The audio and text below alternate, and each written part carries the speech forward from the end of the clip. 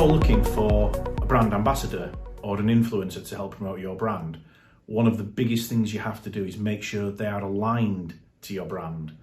And more importantly, aligned to what your customers' needs are. It might seem really obvious to say this, but if you're advertising a pregnancy product or service, well, it's no good really using a 16-year-old lad who's wet out of college. He might be a great YouTuber, he might have massive followers, but it's probably not right for you. Conversely, it's probably not right to use my father-in-law who's 80-year-old. Now, that might seem really obvious, but if you actually start to think about it, you need to look at what your brand values are, what your brand guidelines are, what your tone of voice is, and look at all those things, the way you come across, the way you feel, your whole personality of your brand. And when you look at those ambassadors and those influencers, are they aligned? Are they the same?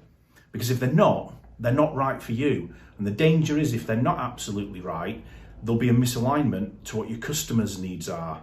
And ultimately, they're the most important people. So you absolutely have to get ambassadors, influencers, the brand, and customers all aligned.